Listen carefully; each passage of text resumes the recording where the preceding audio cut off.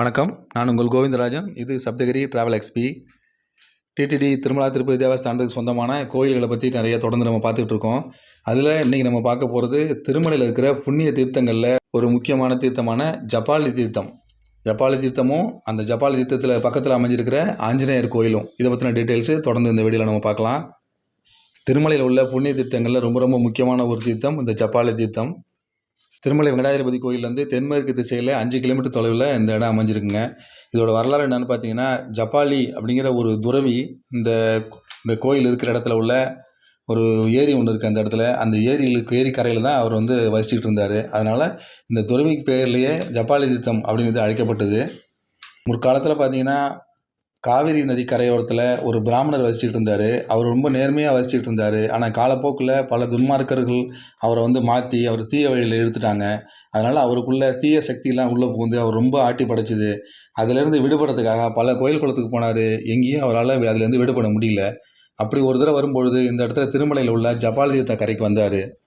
அங்கே உள்ள ஜபாலி முனிவரை பார்த்து அவர் சொல்படி தீர்த்தத்தில் போய் மூழ்கி ஏஞ்சி வந்தார். அப்படி மூழ்கி ஏஞ்சி வந்தோடனே அவர் கூட இருந்த தீய சக்திகள்லாம் அவரை விட்டு விலகிடுச்சு. அப்போ தான் அவர் புரிஞ்சுக்கிட்டாரு இந்த தீர்த்தத்தில் அவ்வளோ பவர் இருக்குன்னு. அப்போ அந்த முனிவரும் சொன்னார், இந்த தீர்த்தம் தீய சக்திகள் எது இருந்தாலும் அதை இந்த தீர்த்தம் நீக்கிடும், அதான் அந்த தீர்த்தத்தோட மகிமைன்னு சொன்னார். அதுக்கப்புறம் அந்த பிராமணர் நல்ல வழிக்கு மாறி திரும்பவும் காவிரி கரைக்க திரும்ப போனார்.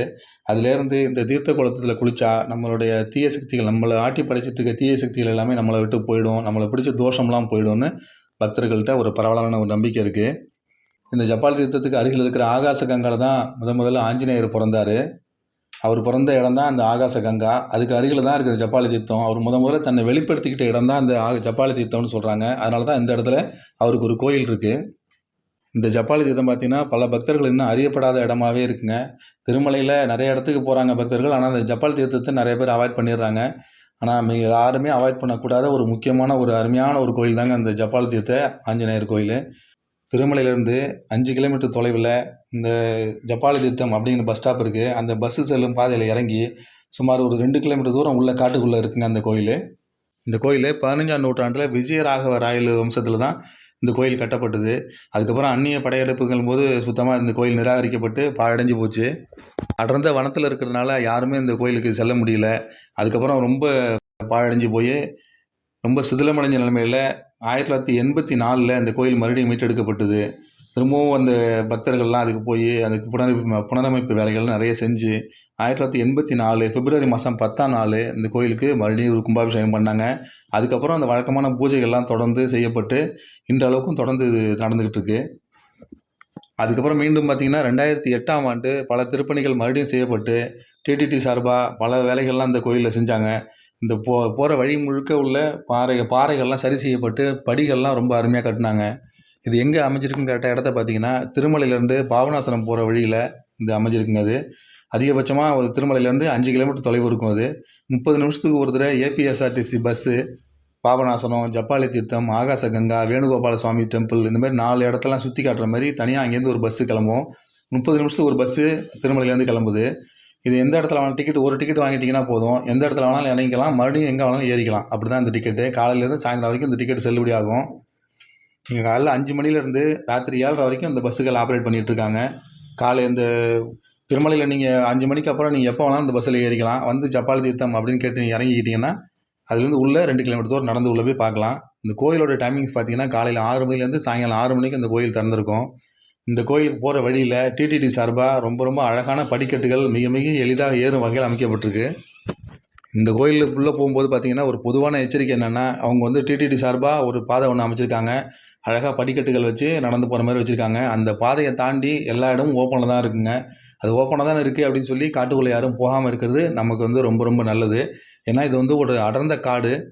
காட்டுக்குள்ளே வனவிலங்குகள் நிறைய இருக்குது. நம்ம நடமாட்டம் இருக்கிற இந்த படிக்கட்டுகள் பார்த்திங்கன்னா எந்த வனவிலங்கும் அதில் வராது. அதை தாண்டி நம்ம காட்டுக்குள்ளே போனோம்னா என்ன வேணால் நடக்கலாம். அதனால் அந்த வழி இருந்தாலும் அந்த ஏற்கனவே டிடிடி கொடுத்துருக்க வழியில் மட்டும் போயிட்டு சாமி தரிசனம் பண்ணிட்டு வர்றது நமக்கு ரொம்ப ரொம்ப நல்லது.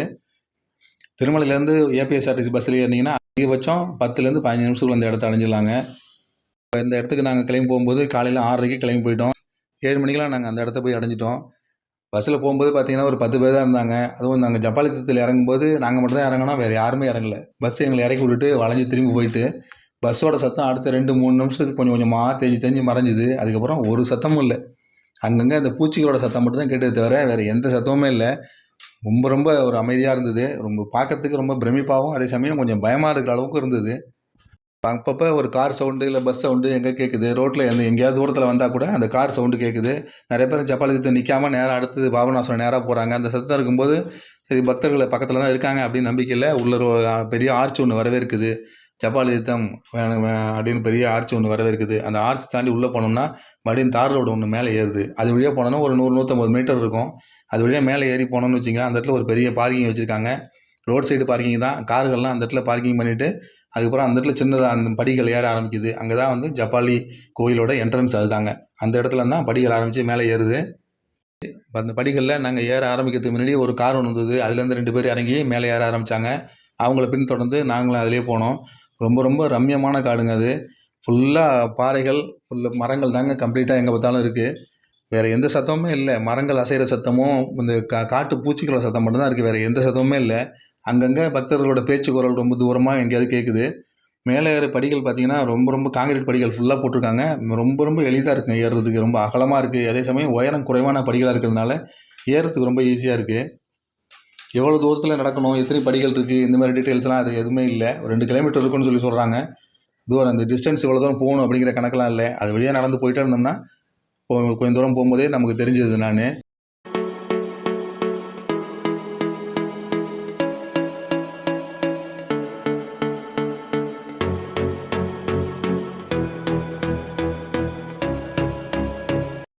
படிகள் கொஞ்சம் தூரம் ஏறுது. ஏறி முடிஞ்சதுக்கப்புறம் பார்த்தீங்கன்னா மறுபடியும் இறங்க ஆரம்பிக்குது. இது ஒரு சின்ன மலை போல் இருக்குது. அந்த மலை மேலே ஏறின பிறகு மலையோட திரும்பவும் டவுன் இறங்குது. அது மாதிரி தான் இறங்க ஆரம்பிக்குது இந்த ரோடு. அதுலேயே கொஞ்சம் தூரம் தொடர்ந்து நடந்துகிட்டே இருந்தோம்னா கடைசியில் ஒரு சின்ன சமதளம் வருது.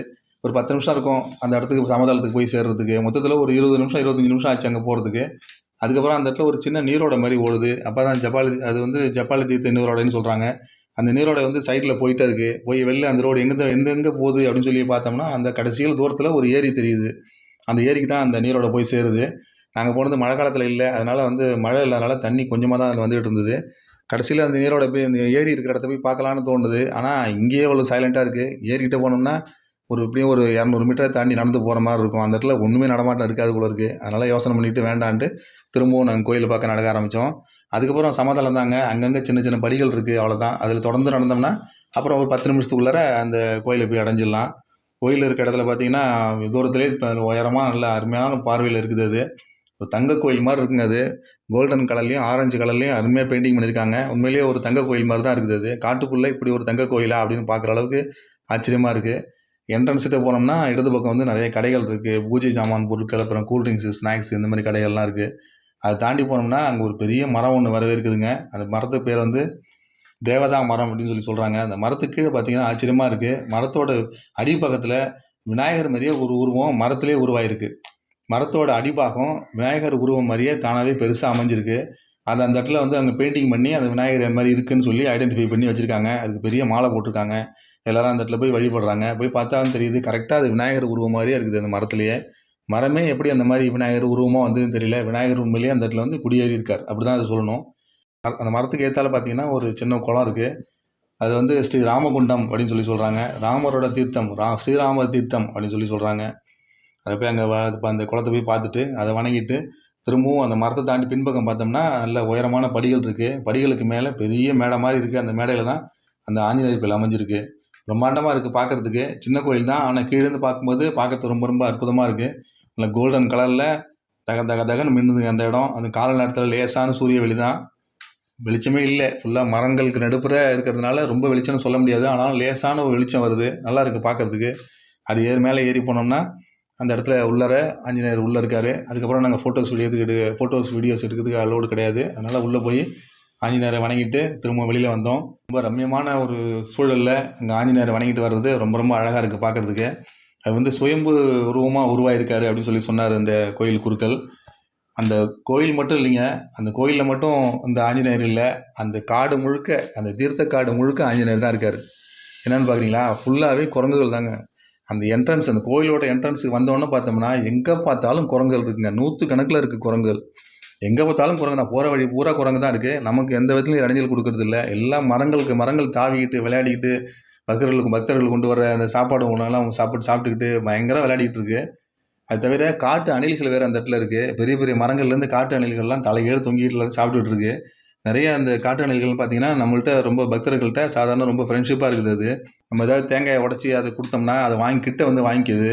நம்மளோட கிட்ட வந்து நம்ம கையை பிடிச்சிக்கிட்டு இன்னொரு கையால் அந்த தேங்காய் சில்லை வாங்கிட்டு போகுது. நம்மளை ஒன்றும் செய்யறதே இல்லை. அது அவ்வளோ கிட்ட வந்து நம்மள்ட்ட ஈஸியாக அது பழகுது. அங்கே உள்ள அந்த தேங்காயை உடைக்கிறாங்க பக்தர்கள்லாம். அந்த தேங்காய்க்கும் அந்த தேங்காய் தண்ணிக்கும் பயங்கர சண்டை நடக்குதுங்க அந்த அணிலுக்கும் குரங்குகளுக்கும். அங்கே கோயிலில் வேலை செய்கிறவங்களுக்காக தனியாக ஒரு வீடு ஒன்று கட்டி வச்சுருக்காங்க. அந்த இடத்துலையும் பார்த்தீங்கன்னா ஃபுல்லாக குரங்குகள் தான். அதுங்களோட சேட்டை தான் அதிகமாக இருக்குது. கரண்ட்டு போகிற ஒயரு, அப்புறம் கேபிள் ஒயரு, இது மாதிரி நிறைய ஒயர் இருக்குது. எல்லாத்தையும் போட்டு ஆட்டிக்கிட்டு போட்டு உடச்சிக்கிட்டு இருக்குது. வேலை செய்கிறவங்க நிறைய பேர் சத்தம் போடுறாங்க. ஆனாலும் திரும்ப அதே தான் செஞ்சிட்ருக்கு. அந்த குரங்குகளை அவங்களால எந்த விதத்துலையும் கண்ட்ரோல் பண்ண முடியல. அதுக்கப்புறம் கோயிலோட பின்பக்கம் சின்ன பிரகாரம் இருக்குது. அழகாக இருக்குது அந்த பிரகாரம்.